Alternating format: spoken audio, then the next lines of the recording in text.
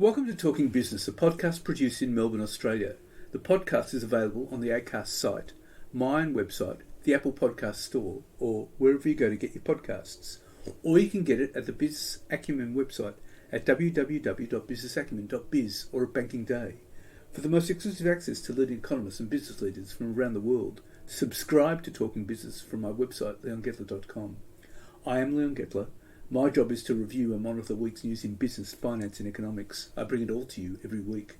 This is episode number 9 in our series for 2024, and today's date is Friday, March the 29th, and yes, it's Good Friday. First, I'll be talking to Ndevr environmental founder Matt Drum and his views on climate change and the impact this will have on the private sector. And I'll be talking to economist Nicholas Green about how Australia Post can improve its services in the bush by letting in some competition. But first, let's talk to Matt Drum. Well, Matt, with all the legislation coming in, how should businesses prepare for net zero? I suppose we're taking a step back. There's probably two cohorts of business that we need to think about. There's the legislation, obviously, we're referring to as a safeguard mechanism, which covers 217 of the largest emitters in the country. So big mining, big industrial processing, big manufacturing, these sorts of LNG, these sorts of sites. So maybe if we speak to those businesses first in the context of how they need to prepare. I suppose the big thing about this legislation is it essentially turns or forces Australian business or this cohort of 217 into carbon accountants, which is what we've been doing for the last 15 years, where we've been quite good at counting our carbon, but have never really had a requirement to reduce it, except for that brief period when the carbon pricing mechanism was in 2012. So essentially what businesses need to do is they need to understand that the reduction, moving from just counting emissions to reducing emissions is an incredible step change in complexity, capital requirements, operational market thinking and impacts that may occur to their business. And there will be a cost essentially on business. And what business need to do now is understand what that cost could be at a baseline, at a BAU component, and then start to prioritise emissions reduction activities based on lowest cost to highest cost, and also understand how offsets and a new derivative that's being created by this legislation called safeguard mechanism credits can interplay to essentially continue their activities, reduce their emissions, but do so at least cost. What you're saying is that they need to audit their emissions. Well, essentially, they already know what their emissions are because, as I say, we've been reporting it for a long period of time, but there's been no impost to reduce. But now under the safeguard mechanism, the majority of businesses will be required to reduce their emissions by 4.9% per annum. Now, that is a significant impost, a significant, almost transformational type projects that are going to be required. I might just give you just a very sort of rough case study just to try to, and this is a theoretical case study, to try to put it into context, Leon. So if I've got a facility, one of the 217 that's currently emitting 1 million tonnes of CO2 per annum, they're required as of this coming financial year, by the end of it, to have delivered a net reduction of 49,000 tonne for that period to hit their 4.9% reduction target. Now, just to put that into context, 49,000 tonnes of carbon dioxide equivalents is equivalent to the emissions of around 2,700 Australian households. So it's a big effort, and that's just for 1 year. That's going to continue year after year after year. So in this theoretical case study, we're talking about the 24 financial year. This business hasn't had a chance to introduce these transformational or these high impact carbon reduction activities, which might be a fuel switch or a big energy efficiency project or the like.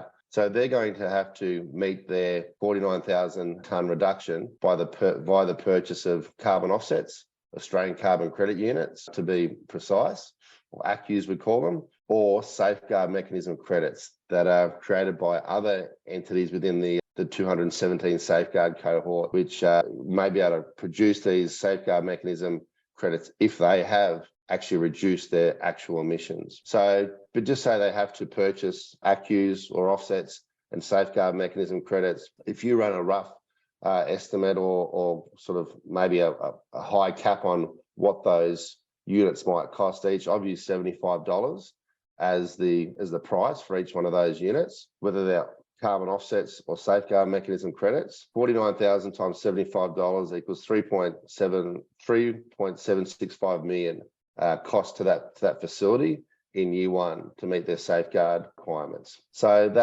it's not chicken feed. And that's an ongoing cost. That is an ongoing cost.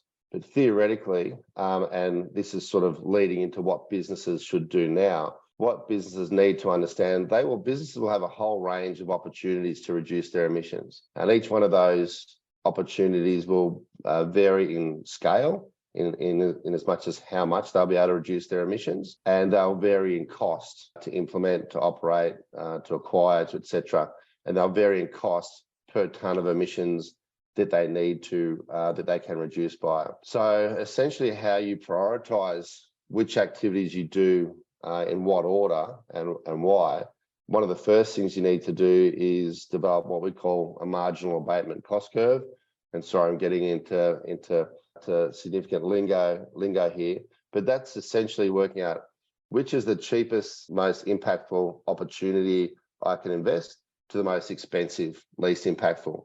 And theoretically, you work from the bottom of that curve up to the top of that curve, implementing the cheapest, most impactful activities first. And that's how MAC works. And that's what businesses need to understand, because these projects are going to need finance. They're going to need approvals, both financial approvals and potentially development approvals. They're going to need hardware and equipment install, purchase, commissioning, et cetera. It's a long-term play, and this policy is a long-term policy, but some of these bigger projects are obviously a long-term play and need to be brought into the business's longer-term horizon. That's at significant costs for the business. Yeah, there will be costs, but potentially there will also be savings. If you're doing a big energy efficiency project, for example, we all know energy costs are going through the roof. If you're implementing a project that saves significant amounts of energy it might have a payback period of 2 or 3 or 4 years. After that 2 or 3 or 4 years is up, that is particularly could be a cost negative opportunity. So it depends. Over the long term, some of them will, and factoring in the cost of carbon, which we now have, some of them will have positive returns sooner rather than later. Can you give me examples of success stories in this? Yeah, sure. One of our clients that we've worked with, and this is all in the public domain, is Orica, big manufacturer of explosive products and the like. Orica, their Kooragang Island decarbonisation project. Orica is an example of an organisation that has acted early. They acted before the safeguard mechanism was in play, and they've gone through this MAC type approach. Found a really good decarbonisation project, involved significant capital investment. There was ability to cost in certain benefits for implementing that prior to the safeguard mechanism. And because of that project's going to save about 4.5 million tonne over the life, I think out till 2030. That's going to put them in a very good position for their safeguard going forward. So a lot of their action that will be required on the safeguard mechanism has already been completed. But that was a multi-million-dollar project, and it's a good example of the types of projects that will have to be invested in and implemented again and again across these 217 heavy emitters. That's going to require a lot of forward planning. Yeah, certainly. And that's why there's a few aspects to it, Leon. There's the forward planning component, again, understanding which activities should be prioritised and why. The other things to consider are, because there is now an implicit cost on carbon at the site level, making sure that your reporting is accurate. Your reporting of emissions, which has a financial implication, is accurate and also timely. Most organisations or most of these facilities will only report once a year to the regulator because that's all they're required to do. But because there are financial implications and other implications, the suggestion would be to move to monthly or quarterly, at least, internal reporting, so you can understand the impacts of your emissions profile on your balance sheet and P&Ls. So that's two things that businesses really need to think about and will help that forward planning. It's interesting because I've read environmental reports from large companies, large listed companies, Yep. And they're a bit all over the place and very vague. Yeah. Have you found that too? With regards to their response to the safeguard mechanism? Or not just safeguard mechanism policies, but environmental issues generally? Yeah. Listen, I think there has been. If I focus it on the climate space, which is sort of my real area of expertise, we've seen a lot of net zero targets being set by organisations. Once upon a time, the standard was to set a net zero target by 2050. The expectation from investors and other stakeholders certainly is that should be that time horizon needs to come closer. 2040, 2035 time frames are becoming more and more the norm. And some of those targets and how organisations are going to reach them can and are by necessity somewhat vague, because you don't know what technology is going to be available at 2035 and at what cost in 2040. So there is, by, as I said, necessity, a level of vagueness there. And, the organisations caught on the safeguard mechanism won't necessarily know, particularly if they haven't done their homework, what they're going to be looking at in 2030. And even if they do their homework, there's going to be hard to abate sectors that are going to be relying on green hydrogen and these types of things. And the jury's still out on some of those technologies and whether they can be scalable and delivered at the right price. So there's a whole lot of unknowns in here as well that companies have to deal with. There is, but there's certainly some short-term things that need to be dealt with. And we've seen a lot of organisations covered under the safeguard probably sitting on their hands a little bit. And that's probably a response to the fact that we've had 10 years of climate wars and failed climate and energy policies. And a lot of these companies have invested time and effort into these historic policies that never eventuated. So there's probably been a bit of inaction based on that, not by all, but certainly by some. There's also been inaction because we all knew that the Greens were going to be involved in this decision-making process and the legislative process, and which way they were going to go was up in the air until just recently, until they've signed on. But certainly, organisations need to start understanding the impact at a cost base, and also their ability to pass through those costs into their supply chain and into their clients. What their contracts and supply contracts to clients look like. Is there a change of regulation cause? One of the other big ticket items of this policy is the trade exposure component. So if you can demonstrate significant impact on revenues that this policy will have on your organisation due to your being trade exposed and not being able to pass on those costs, because you're working in a global market, then that actually allows you, rather than having a 4.9% reduction per annum, you can actually have a more minimal reduction applied to your facility, which might be 1 or 2%, which obviously is a pretty big break. It gives you a bit more time and a bit more leeway. Well, Matt, that's quite fascinating, and I'm sure businesses will welcome this and study it closely. Thank you very much for your time. No worries, Leon. And now let's talk to economist Nicholas Gruen. Nicholas, you've argued that Australia Post enjoys two monopolies, not one. What do you mean, and why does it matter? So we're all familiar, I think, with the fact that Australia Post has a legislated monopoly on letters. And the purpose of that monopoly for the whole of Federation has been that it costs a little bit less to deliver mail quite a lot less to deliver mail in dense areas in the city, and quite a lot more to deliver it in the country. And Australians are perfectly happy with the cross-subsidy that is involved in saying that a letter can get anywhere in Australia for the cost of a stamp.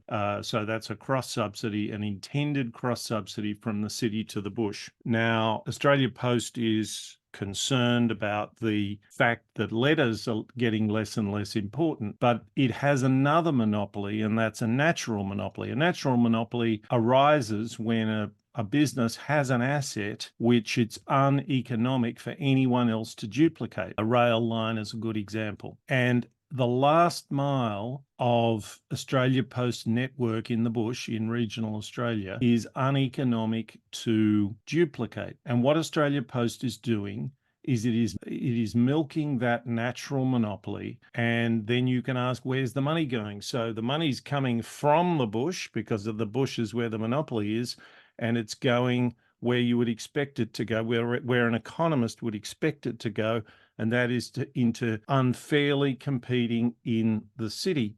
It's being used to cross-subsidise the city from the bush. And I was asked by Christine Holgate, my company Lateral Economics is doing some work for Christine Holgate, her company TGE. TGE is a logistics company. It delivers parcels and does a lot of bulk carriage. It, in fact, is a subcontractor to Australia Post, has a very large network, and it wants to use Australia Post's network, the last mile of the network in regional Australia, so that it can give regional Australians a better deal. And guess what? Australia Post doesn't want to give regional Australians a better deal. It's too busy milking that monopoly. So what's the impact of this on deliveries in the bush? Well, the deliveries in the bush, they've essentially, if you want to send something to, let's say you're an online retailer and you want to send something, let's say you're RM Williams and you want to send some boots to somebody, they're made in regional Australia and you want to send them all around the country. You have to do that with Australia Post. And that means that Australia Post tells you that it will take 2 weeks, although sometimes it takes more, to deliver it. Compare that with what's going on in the city with Amazon, next day delivery a lot of the time. It costs more, and quite a lot of online retailers are not supplying the bush because it just ends in grief. They get too many calls, too many people saying, "Where's my stuff?" They get the blame for what is in effect somebody else's problem. So it's making service much worse. It's keeping the online revolution, the online retailing revolution from regional Australia, and it's reducing economic growth. So Lateral Economics did a study. We reckon over 10 years, this is costing the country about $1.5 billion. And if we allowed not just TGE, but any company that wanted to access the last mile to do so at commercially negotiated and fair rates, that would generate about 2,000 jobs, about 1,000 of those in the bush. So, I mean, other companies could include, say, RM Williams or Chemist Warehouse? Yeah, and the way in which it would be done is that they would contract with Australia Post or TGE or DHL or FedEx. A large company would provide this service, and they would say to them, "We'll deliver anywhere in Australia, and here are our rates." And you would then get some competition to deliver in the bush, because at the moment there is no competition. Well, Australia Post claims falling letter volumes undermine its viability in the bush. I mean, what's your view about that? Well, its letter revenue is barely going down. It's not precipitate. But the really important thing here, I think, is that you can distinguish between meeting these problems by rationalising and contracting, and that's exactly what Australia Post is suggesting. It's talking about closing post offices and slowing down deliveries. Or you can take post offices and the postal network as the nation-building social and economic infrastructure that it is, and you can say, how do we make the most of that? How do we grow it? That's exactly what had happened. In fact, it was Christine Holgate when she was in Australia Post. She got there. The banking at Post wasn't a success. It needed a lot more investment, and she managed to make it a major feature of post offices and turned that around, and it became a major source of revenue for Australia Post. That is the kind of thing that needs to now happen in parcels. It needs to be thought of as something to be grown, not something to be milked. Well, Australia Post is actually making a lot of money out of parcels, aren't they? They are, but they're using a part of that is a cross subsidy from the city to the bush. And if we made that more competitive, they'd be forced to do what they should be doing, which is to improve their efficiency and compete on a fair basis with other businesses, particularly in the bush. So you're saying Australia Post does not want to compete? I think that's a fair That's a fair summary of what I'm saying. It's tough. Businesses don't want to compete. Businesses invest and they innovate to try and generate monopoly rents. That's kind of okay. But businesses love monopolies, and monopolies that they earned are one thing, monopolies that they've been sitting on for 100 years are another, and monopolies that are fairly easily unpicked by policy are another thing again. The interesting thing about this is that a lot of this sort of politics, you've got this, for instance, competition policy generally, you had a lot of rural communities being against some of the changes, and they had some good reasons for that.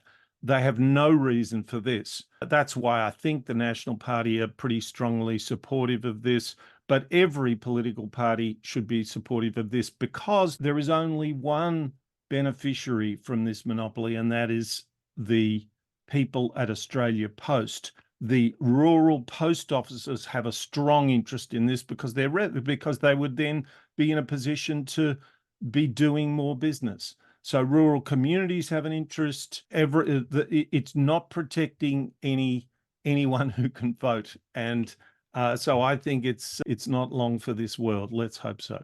So, what sort of policies should the government bring in? Well, essentially, the relevant minister should direct Australia Post to negotiate fair commercial terms with any firm that wants to use this network, and that should be supervised by the ACCC. It should be it just should be a normal part of Australian competition policy. And it's kind of an anomaly that it wasn't. It's a little bit like the bizarre goings on in the UK with regard to post offices. Because post offices are such ancient institutions, at least by modern standards, they have had their own institutional framework, and there's no real reason for that now. So, and this sort of policy would probably have bipartisan support, you'd say? It will have bipartisan support if the government isn't snowed by Australia Post. Ministers are often fairly anxious that they're not sure that if they do something will go wrong. So they take the advice of people who come to meet them a lot and look serious. But the message that Australia Post is trying to send is, you need to do this to help our viability. Often the implication is to help our viability in the bush. But if politicians and communities understand that that is like a magician's misdirection, that is a cover for, they want you to buy the letter story, but in fact the parcel story is the exact opposite of what they're saying. They want the ability to continue to exploit the bush, and that's why I think this strategy is doomed, and they really should they should give up gracefully now, but they will be forced to. It's a question of time. Well, Nicholas, thank you very much for your time. Thanks, Leon. So what's happening in the news? Well, the number of people using X daily is falling, more than a year after tech billionaire Elon Musk bought the app formerly known as Twitter. Data from two research firms and figures published by Musk and X to suggest a deteriorating situation for X by some metrics. Musk has marketed as the world's town square, but in number of users it continues to lag far behind social media rivals that focus on video such as Instagram and TikTok. In February, X had 27 million daily active users of its mobile app in the US, down 18% from a year earlier, according to Sensor Tower, a market intelligence firm based in San Francisco. The US user base has been flat or down every month since November 2022, the first full month of Musk's owning the app, and in total is down 23% since then, Sensor Tower said. The numbers were nearly as bad worldwide, as daily active users on the mobile app fell to 174 million in February, down 15% from a year earlier, the firm said. The worldwide user base has been flat or down every month during Musk's tenure, began except one when it grew slightly in October, and then resumed falling, according to Sensor Tower. Other social media apps experienced modest increases in their worldwide user bases during the same period, according to the research, with Snapchat growing 8.8%, Instagram 5.3%, Facebook 1.5%, and TikTok 0.5%. Those apps all experienced declines over that period in the US, but none was as steep as the decline on X. X had the most material decline in active users compared to its peers. Abe Youssef, a senior insights analyst at Sensor Tower, wrote in a research report. This decline in X mobile app users may have been driven by user frustration over flagrant content, general platform technical issues, and the growing threat of short-term video platforms, he wrote. Under Musk's ownership, X has relaxed content moderation rules that previously limited hateful content such as white supremacist imagery, and Musk has welcomed back to the platform some users whom the old Twitter management had banned. In December, he reinstated the accounts of conspiracy theorist Alex Jones and his InfoWars website, and then held a public audio-only event with Jones. And Australia's monthly headline consumer price index flatlined at 3.4% in annual terms in February, unchanged from the previous month, undershooting consensus forecast of 3.5% and 3.6%. And unions will push for a 5% increase to the minimum wage for more than 2.9 million workers, while employers will demand a major pay slowdown to offset record increases that overcompensated for inflation. The Australian Council of Trade Unions announced it will call on the Fair Work Commission to lift the national minimum wage from $23.23 to $24.39 an hour this year, and the full-time annual rate by $2,295 to $48,200. The increase, which would flow to more than 100 industry awards, would cement Australia as having one of the world's highest minimum wages in nominal terms, second only to Luxembourg. It comes as unions in New South Wales, including those representing construction workers and 15,000 rail corps workers, pursue pay rises of between 5% and 8% a year in moves officials hope will trigger broader wage rises across the country. Despite last year's record increase of 5.75%, ACTU Secretary Sally McManus said workers on awards were still $5,200 worse off after inflation had eaten away their pay rises over the past 3 years. And Jacqui Lambie will demand the Liberals agree to boost transparency in Tasmania's political system and rethink plans for a $715 million AFL stadium in Hobart in exchange for a deal to return Premier Jeremy Rockliff to power. In the wake of Saturday's inconclusive election results, the Liberals are on track to take up to 15 seats in the expanded lower house of 35 members. As many as 3 Jacqui Lambie network candidates are expected to win seats, potentially offering Mr Rockliff a path through the chaos. But the federal senators said they would push for the State's Integrity Commission to get new powers and calls for tax breaks for small business. Truth in political advertising laws and faster turnaround times for freedom of information requests are also on the table. Senator Lambie said the State's Integrity Commission needed to be given new powers, suggesting it had basically never heard a case. She will also push for more transparency around the AFL stadium development, demanding the contract be provided to new MPs. Any changes to the agreement with the League over the stadium, which was a key issue in the campaign, could be a political nuisance for Mr Rockliff. I'm hoping there's a prospect that it can certainly be adjusted because Tasmania just cannot afford that, she said.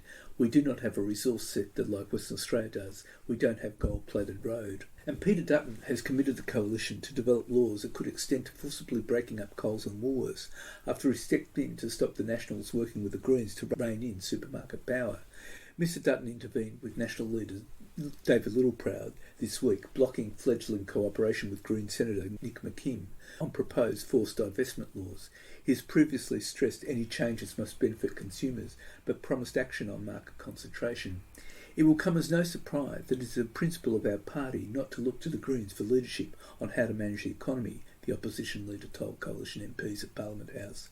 This development coincided with the companies facing intense scrutiny on their pricing practices from shoppers and Parliament, and new Australian Bureau of Statistics data on Tuesday showing that some of the claims of price gouging were exaggerated, with the cost of food and non-alcoholic beverages in Australia increasing by less than those in New Zealand, the UK, Canada, the US and the EU. And CoreLogic's Home Value Index has shown an impressive growth of 8.9% over the past year, boosting the national median dwelling value by about $63,000 to $765,762, and reaching a new peak in February, driving up the cost of rent over inflation.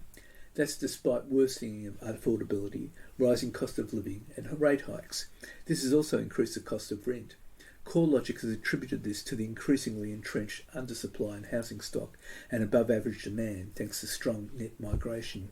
And the team at Oxford Economics Australia says that a combination of factors is exacerbating the housing construction crunch, including a 40% increase in construction costs, high upfront charges, higher interest rates and savage competition for skilled labour from Australia's booming infrastructure sector, which faces a skills gap of about 230,000 people. The profitability of developers and builders is poor, but high interest rates means affordability is also poor.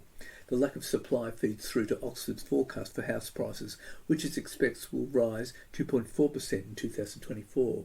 But senior economist Marie Kilroy says the prospect for interest rate cuts will boost affordability in 2025 and 26, when she expects national house prices to rise between 7% and 8%. Rental growth is expected to run above the rate of inflation until 2026. Interest rate cuts will provide more relief. But if Oxford's price predictions are right, those locked out of the market will find any affordability benefit from lower rates will instantly disappear due to higher prices. And Commonwealth Bank has invested in a startup working with global banks to create standards for screening for financial crime and cross-border payments against international sanctions lists. CBA, which has put an executive onto the board of 3-year-old London-based Global Screening Services, joins Japanese bank MUFG as a shareholder after backing its US $47 million, that's Aussie $72 million, capital raising.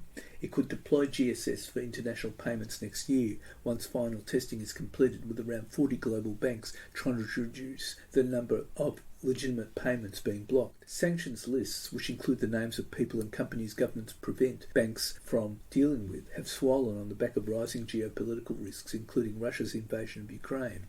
They were also a favoured foreign policy tool of Donald Trump's White House. The proliferation of sanctions makes banks nervous of unwittingly facilitating criminal activity, exposing them to stiff penalties and reputational damage. Over the past 5 years, the number of names on 50 global government sanctions lists has grown by 300%, GSS estimates. Australia's own consolidated list, managed by the Department of Foreign Affairs and Trade, has 9,500 names.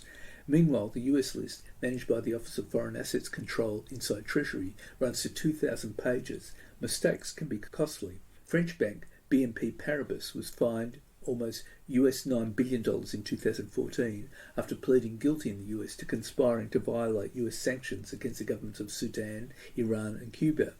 ANZ has also run foul of the US over transactions linked to Sudan and Cuba between 2004 and 2006, which resulted in a $7 million settlement in 2009. An Australian medical company is teaching cutting-edge trauma surgery to Ukrainian doctors as they grapple with the reality of a war dominated by deadly unmanned drones, which have fundamentally altered the battlefield.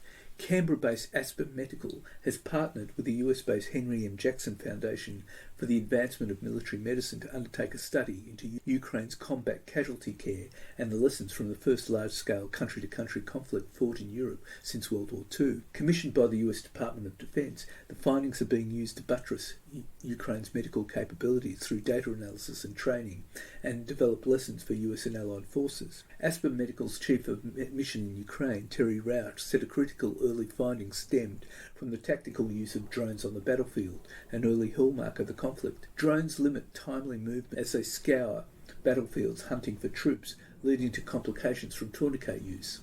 Where in Iraq and Afghanistan severely wounded people were airlifted to treatment quickly, reducing this risk, Ukrainians are being forced to wait for hours on the battlefield before receiving early care.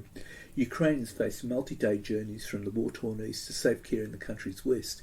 An estimated 25,000 people in Ukraine have lost limbs to conflict-related amputations. A key outcome of the Aspen Medical-led research has been the adaptation of tactical combat casualty recommendations by Allied forces for the use of tourniquets.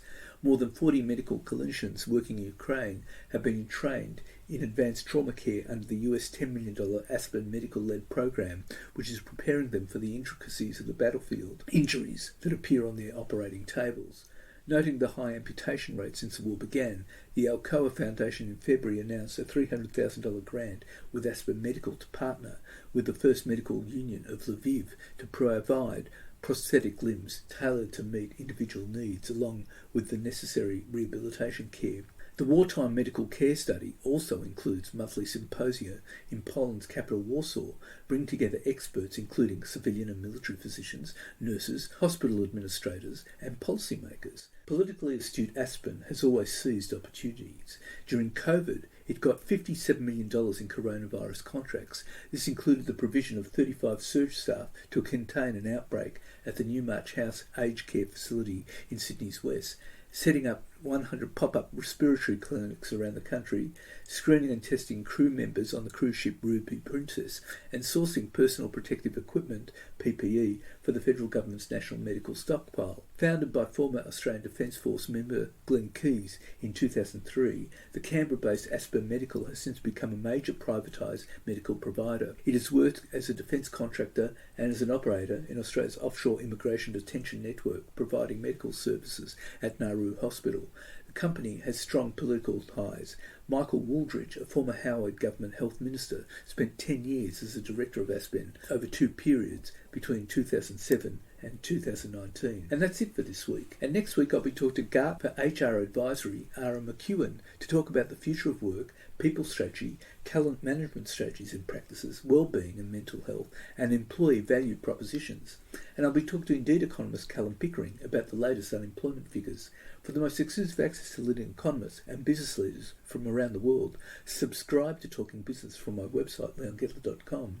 If you like Talking Business, please leave us a review with Apple Podcasts. Thank you in advance.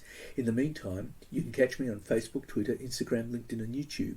And if you want, leave a comment. If you want to contact me, email me at leon@leongetler.com. I answer all emails.